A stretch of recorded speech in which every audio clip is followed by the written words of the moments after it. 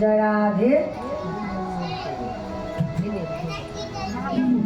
বন্দে শ্রী কৃষ্ণ চৈতন্য নিত্যানন্দ সদৌত্ত গৌরদয়ে পুষ্পবন্ধ চিত্র বন্ধ।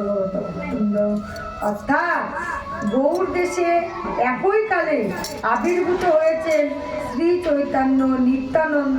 উদয়গিরিতে একই কালে উদিত সূর্যচন্দ্রের মতোই আশ্চর্য এদের আবির্ভাব। সূর্যচন্দ্রের মতো এরা কল্যাণকে এনেছেন, অন্ধকারকে নাশ করেছেন। মানে আমাদের যে কলিযুগের অন্ধকার, সেই অন্ধকারকে নাশ করার জন্যে আমার পঞ্চতত্ত্ব মানে শ্রী চৈতন্য মহাপ্রভুর আবির্ভাব হয়েছে।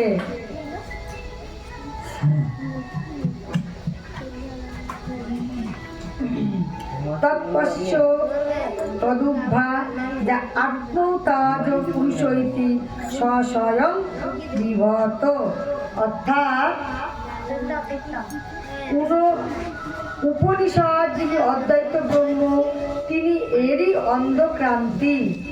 যোগ শাস্ত্রে যিনি অন্তত্বগ্রামী আত্মা, তিনি এরই আংশিক বিভূতি।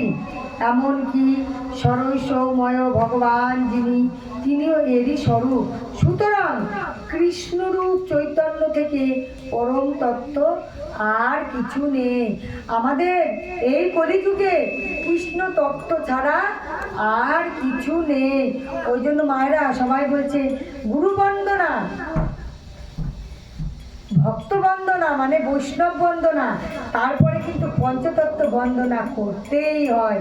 কারণ পঞ্চতত্ত্ব বন্দনা যদি আমি না করি তাহলে আমার কলিকে অপমান করা হয়। মানে কলি ভগবান হচ্ছে শ্রী চৈতন্য মহাপ্রভু।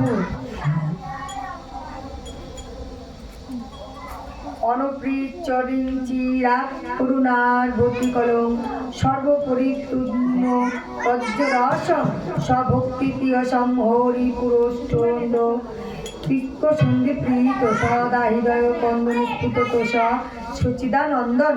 অর্থাৎ যা ছিল চির অনর্পিত, মানে চিরকাল যা হওয়ারই ছিল, অর্থাৎ কোনো কালে যা কাউকে দেওয়া হয়নি।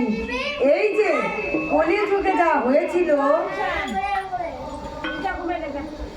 কলিযুগে যা হয়েছিল তা কোনো যুগে হয়নি, কাউকে তা কোনোদিন দেওয়াও হয়নি।